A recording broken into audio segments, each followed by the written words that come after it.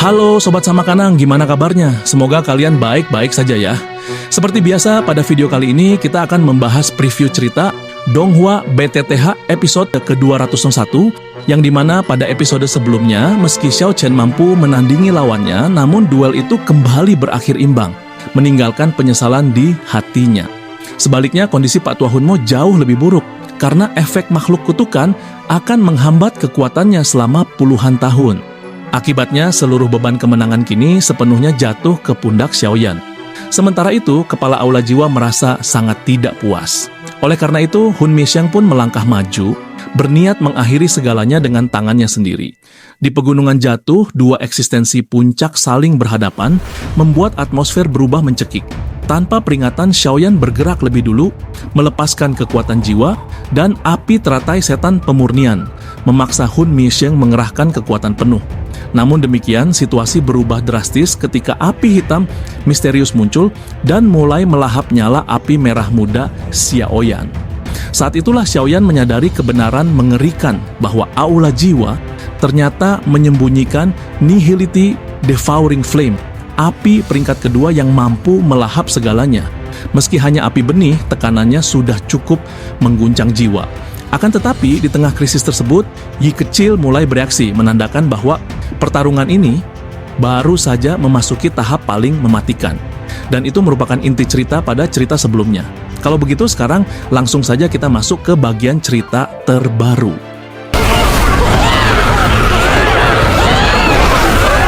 Cerita ini berlanjut dengan diperlihatkan, dengan wajah mungil yang dipenuhi kemarahan, roh api itu berdiri di depan Xiaoyan.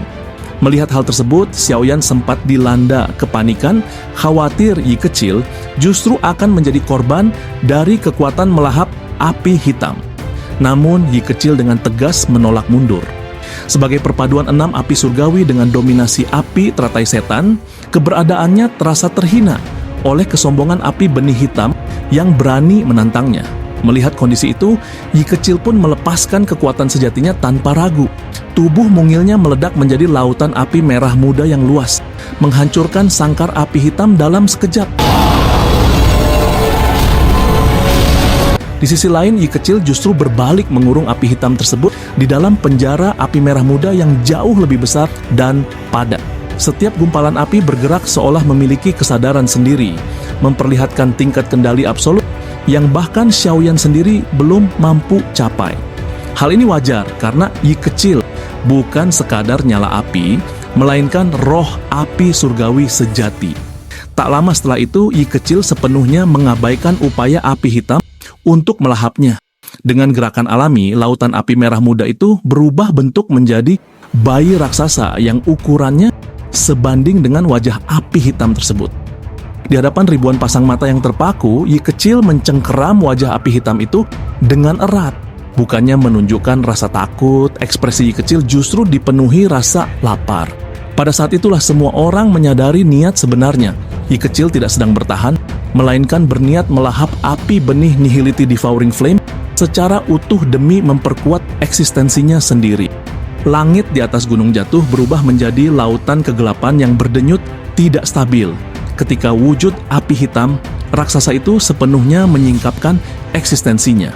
Wajah manusia yang terbentuk dari Nihility Devouring Flame tampak seperti manifestasi kehendak kehancuran itu sendiri, memancarkan aura melahap yang membuat ruang di sekitarnya runtuh lapis demi lapis. Setiap denyut energinya seolah ingin menelan langit, bumi, dan seluruh makhluk hidup yang berdiri di hadapannya. Di hadapan kekuatan yang menduduki peringkat kedua dalam daftar api surgawi, bahkan para Daoseng pun merasakan jiwa mereka bergetar hebat. Namun keangkuhan eksistensi purba itu hanya bertahan sesaat. Dari balik tubuh Xiaoyan, lautan api merah muda meledak keluar tanpa perintah, membelah langit seperti kelahiran matahari kedua. Yi kecil, roh api yang telah berevolusi melampaui batas logika, sepenuhnya melepaskan kendalinya. Tubuh mungilnya lenyap, digantikan oleh samudra api merah muda yang luas dan hidup, di mana setiap gumpalan api memiliki kesadaran independen. Dalam sekejap, tekanan api hitam yang sebelumnya mendominasi langit langsung tertekan mundur, seolah-olah hierarki sejati di antara api-api surgawi telah dipaksakan secara brutal. Benturan pertama terjadi tanpa peringatan. Taring-taring energi merah muda merobek struktur wajah api hitam itu dengan kebiadaban mutlak. Jeritan melengking mengguncang fondasi jiwa semua yang mendengarnya, menembus pertahanan spiritual para ahli dan membuat darah segar mengalir dari sudut bibir mereka. Wajah raksasa Nihility Devouring Flame terdistorsi bukan oleh rasa sakit fisik, melainkan oleh kepanikan eksistensial. Sesuatu yang tidak pernah ia rasakan sejak lahir dari ketiadaan. Di bawah cengkeraman Yi kecil yang kini menjelma menjadi tangan raksasa dari lautan api merah muda, benih api hitam itu hanya mampu meronta seperti mangsa yang terjepit di rahang predator puncak. Meski demikian, naluri melahapnya masih berusaha melawan. Gelombang kegelapan disemburkan tanpa henti, melahap cahaya dan mencoba menguras energi Yi kecil dari dalam. Ruang di antara keduanya terlipat, runtuh, dan terbentuk kembali berulang kali dalam siklus kehancuran yang mengerikan. Akan tetapi, semua perlawanan itu terbukti sia-sia. Yi kecil telah melampaui tahap roh api biasa. Evolusinya menjadikannya eksistensi dengan kecerdasan sempurna dan pertahanan absolut. Armor kristal merah muda menyelimuti tubuh apinya, memantulkan setiap serangan kegelapan tanpa kehilangan sedikit pun esensi.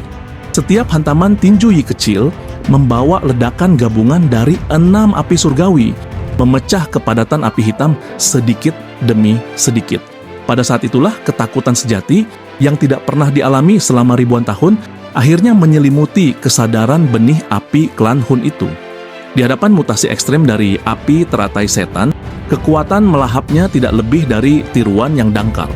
Di kejauhan, kepala aula jiwa menyaksikan semuanya dengan wajah yang semakin pucat. Hubungan batiniah antara dirinya dan benih api itu terkoyak secara paksa, terasa seperti urat jiwanya sendiri dicabut satu persatu. Otoritas yang selama ini ia banggakan kini dirampas di hadapan mata, membuat hatinya diliputi kepanikan yang belum pernah ia rasakan. Ketakutan akan hukuman klan Hun bercampur dengan kehancuran martabatnya sebagai penguasa Central Plains mendorongnya pada keputusan nekat. Dengan sisa Douchi yang hampir runtuh, kepala aula jiwa menerjang maju, mengabaikan kerusakan tubuh dan jiwa. Serangan bunuh diri menjadi satu-satunya pilihan untuk merebut kembali kendali atas benih api tersebut. Namun, jalannya terhenti secara mutlak. Sosok Xiaoyan muncul di hadapannya, melayang di udara dengan ketenangan yang mematikan. Tanpa ledakan aura berlebihan, tanpa tekanan flamboyan, keberadaannya sendiri sudah cukup untuk menekan kehendak lawan. Tatapan matanya tajam dan dingin, dipenuhi bayangan masa lalu yang belum terhapus, tentang ayah yang direnggut, klan yang dihancurkan, dan jalan berdarah yang ia tempuh hingga hari ini. Kehadirannya menjadi garis batas yang tidak bisa dilampaui. Ketegangan di puncak gunung jatuh pun mencapai titik kritis. Hun Qianman dan Pak Tua Hun Mo mulai memancarkan haus darah yang pekat, bersiap melakukan intervensi paksa. Di sisi berlawanan, aliansi Sky Mansion merespons tanpa ragu. Xiao Chen mengangkat kapak darah raksasanya, sementara leluhur Menara Pil melepaskan tekanan Dou Sheng bintang 6 yang membuat ruang di sekitarnya retak dan meraung.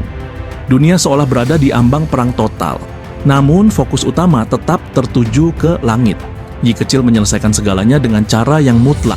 Wajah manusia api hitam itu dihancurkan menjadi ular-ular api yang meronta putus asa, sebelum pusaran energi merah muda tercipta di mulut Yi kecil. Seluruh eksistensi Nihility Devouring Flame tersedot masuk tanpa sisa. Ledakan energi dahsyat mengguncang tubuh Yi kecil dari dalam, tetapi ia hanya menepuk perutnya dengan ekspresi puas, seolah baru saja menyantap hidangan paling lezat di dunia. Setelah itu Yi kecil mengangkat tangannya, memberi isyarat kepada Xiaoyan. Belasan teratai api dua warna terbentuk, berputar dengan dengungan bernada eksekusi. Dalam satu gerakan santai, teratai-teratai itu melesat dan mengunci kepala aula jiwa.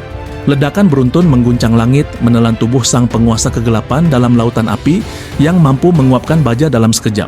Tubuhnya terlempar puluhan ribu kaki, hancur, hangus dan nyaris tak lagi berbentuk manusia. Xiaoyan muncul di hadapan musuhnya yang sekarat, tanpa amarah berlebihan, tanpa keraguan. Telapak tangannya yang dilapisi api murni terangkat perlahan. Di bawah tatapan ngeri klan Hun dan keheningan yang menyesakkan dari seluruh medan perang, kejayaan aula jiwa yang telah berdiri selama ribuan tahun akhirnya berada di ambang kehancuran total di tangan seorang pemuda yang dahulu mereka anggap tidak lebih dari serangga. Badai api merah muda yang luar biasa masif terus mengamuk di angkasa pegunungan jatuh, mengubah langit menjadi samudra api yang bergejolak tanpa henti. Gelombang panas yang dilepaskan oleh perpaduan 6 api surgawi menyapu setiap jengkal wilayah, memaksa udara bergetar dan tanah di bawahnya retak-retak seperti kaca yang dipanggang. Kelembapan menguap dalam sekejap, bebatuan mencair, dan puncak-puncak gunung yang menjulang tinggi perlahan runtuh di bawah tekanan suhu ekstrim tersebut. Di hadapan pemandangan yang menyerupai akhir zaman ini, ribuan penonton dari berbagai sekte dan klan hanya mampu membeku dalam keheningan yang menyesakkan. Di tengah lautan api itu, sosok yang dulunya berdiri di puncak kekuasaan kini terlihat terpuruk. Kepala Aula Jiwa, penguasa kegelapan yang namanya pernah membuat seluruh Central Plains gemetar selama ratusan tahun, telah dipaksa jatuh dari tahtanya. Aura dominan yang dahulu menyelimuti tubuhnya kini telah hancur lebur, digantikan oleh kelemahan yang tak bisa lagi disembunyikan. Sontak atmosfer di seluruh pegunungan berubah drastis, rasa hormat bercampur ketakutan, menyebar seperti wabah di antara para ahli tua yang menyadari bahwa tatanan kekuasaan benua telah mengalami pergeseran yang tak bisa diputar kembali. Bagi mereka yang telah hidup selama ribuan tahun, momen ini terasa hampir tidak nyata. Aula Jiwa, organisasi yang selama ini berperan sebagai predator puncak dan pengendali bayangan di balik banyak tragedi besar, akhirnya dipatahkan oleh seorang pemuda dari generasi baru. Nama Xiaoyan yang sebelumnya hanya dikenal sebagai bintang yang sedang naik, kini terukir dengan tinta darah sebagai eksistensi sejajar dengan para raksasa tertinggi benua. Sejak saat itu, tak seorang pun berani lagi memandangnya dengan sikap meremehkan. Tak lama kemudian, dari pusat badai api yang perlahan mulai mereda, sebuah bayangan hitam yang hangus terlempar jatuh dengan kondisi yang mengenaskan. Tubuh Hun Miesheng menghantam tanah dengan keras, memecahkan bebatuan di sekitarnya. Kulitnya menghitam terbakar, dagingnya terkelupas di banyak tempat, dan aura kehidupannya meredup hingga hampir menghilang sepenuhnya. Keberadaan yang dulu agung itu kini hanya tersisa sebagai sosok sekarat yang nyaris tak bernyawa.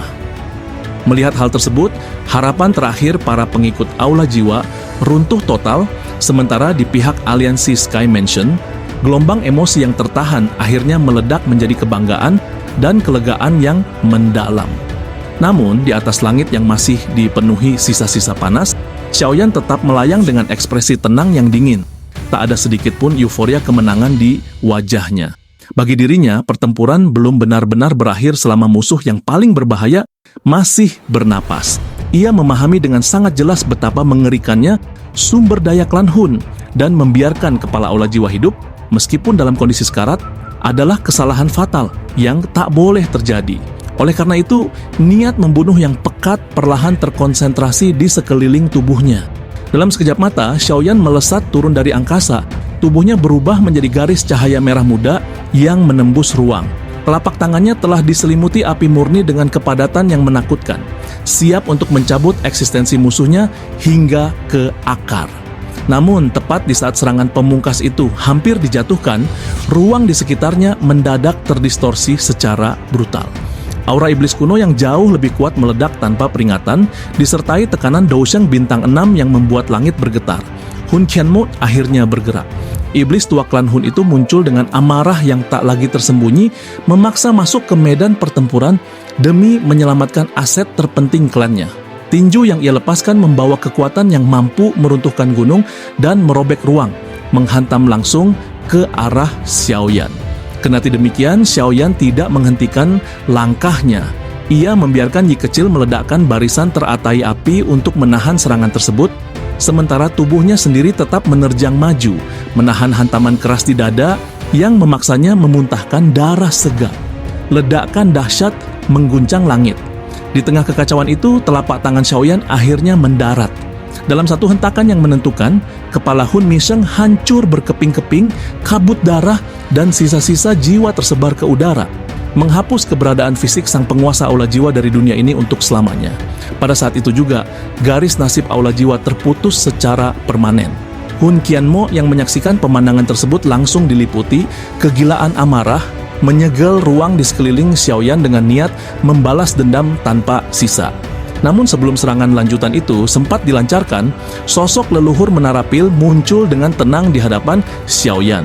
Tekanan Dousheng bintang 6 yang ia lepaskan membentuk perlindungan absolut, memaksa Hun Qianman menghentikan langkahnya dengan wajah yang dipenuhi kebencian dan ketidakrelaan. Pada akhirnya, Hun Qianman hanya mampu menarik mundur sisa-sisa jiwa Hun Miesheng yang tercerai-berai dalam kabut hitam, meninggalkan ancaman kosong yang menggema di udara. Meskipun demikian, Xiaoyan hanya menatap kepergian itu dengan senyum tipis yang tenang. Ia tahu, mulai hari ini, peta kekuatan Central Plains telah berubah secara fundamental. Satu aula telah runtuh, dan di atas reruntuhannya, satu rumah kini berdiri sebagai pilar kekuatan baru, menandai dimulainya era baru di bawah panji aliansi Sky Mansion, disegel dengan darah sang penguasa kegelapan. Gema pertempuran dahsyat di Gunung Jatuh bukan hanya meratakan puncak gunung itu sendiri, tetapi juga menghancurkan fondasi kekuasaan yang telah mencengkeram Central Plains selama ratusan tahun. Kekalahan telak kepala aula jiwa di tangan Xiaoyan menjadi pemicu utama lahirnya perubahan besar yang tak pernah terbayangkan sebelumnya. Aula jiwa yang selama ini bertindak bak predator tak tertandingi dengan kesombongan absolut. Berkat sokongan rahasia klan Hun, kini dipaksa menelan kenyataan pahit. Sebuah kekuatan baru telah bangkit di hadapan mereka. Aliansi Sky Mansion yang dahulu kerap dipandang remeh oleh faksi-faksi kuno, kini menjelma menjadi raksasa mengerikan dengan 10 ahli Dosheng yang berjaga di setiap sudut wilayahnya. Sontak pergantian takhta kekuasaan ini menimbulkan gelombang kejut yang menyapu seluruh penjuru benua. Selama setengah bulan pertama setelah perang usai, markas aliansi Sky Mansion tenggelam dalam euforia yang nyaris tak terkendali. Lencana aliansi yang tersemat di dada para anggotanya tak lagi sekadar tanda pengenal, melainkan simbol kehormatan yang membuat mereka mampu berdiri tegak di hadapan siapapun. Namun, di balik hiruk-pikuk perayaan tersebut, muncul perubahan psikologis yang mencolok. Xiaoyan tidak lagi dipandang sebagai manusia biasa. Di mata banyak anggota, ia telah naik ke tingkat yang jauh lebih tinggi, menjadi sosok nyaris ilahi, sebuah pilar keimanan yang tak tergoyahkan. Melihat hal itu, Yao Lao beserta para petinggi aliansi memilih untuk tidak mengekang fenomena tersebut, karena mereka sadar bahwa pemujaan mutlak terhadap Xiaoyan justru akan menjadi perekat terkuat yang menjaga persatuan aliansi Sky Mansion di masa-masa genting yang akan datang. Tak lama setelah itu, eselon atas aliansi Sky Mansion memperlihatkan kedewasaan mereka dalam memegang kekuasaan. Menyadari bahwa mereka tidak memiliki fondasi dukungan sedalam klan Hun, disiplin ketat pun segera ditegakkan. Setiap anggota diperingatkan agar tidak bertindak sewenang-wenang seperti aula jiwa di masa lalu. Aturan keras diberlakukan tanpa pandang bulu. Siapapun yang berani menyalahgunakan nama aliansi untuk menindas faksi lain akan langsung disingkirkan. Namun, alih-alih menimbulkan ketakutan, kebijakan ini justru mengangkat nama Sky Mansion semakin tinggi di mata publik. Banyak ahli netral dan sekte-sekte yang sebelumnya hidup di bawah tekanan pun berbondong-bondong mencari perlindungan di bawah panji mereka. Melalui proses seleksi yang ketat dan tanpa kompromi, kekuatan aliansi Sky Mansion terus bertambah secara stabil, tetapi dengan laju yang sangat masif. Di sisi lain, ketika seluruh aliansi bergerak maju dengan gegap gempita, sang pemimpin spiritual justru memilih menyendiri. 3 bulan telah berlalu sejak Xiaoyan membenamkan dirinya dalam meditasi di bagian terdalam alam bintang. Ia duduk tenang di atas permukaan danau yang bening, menyatu sepenuhnya dengan alam di sekitarnya, hingga riak air pun seolah enggan mengusik kehadirannya. Selama periode ini, Xiaoyan berhasil menstabilkan kekuatannya di tingkat awal Dosheng Bintang 5. Kendati demikian, ia segera menyadari bahwa kemajuan pada tahap ini terasa jauh lebih lambat dari yang ia bayangkan.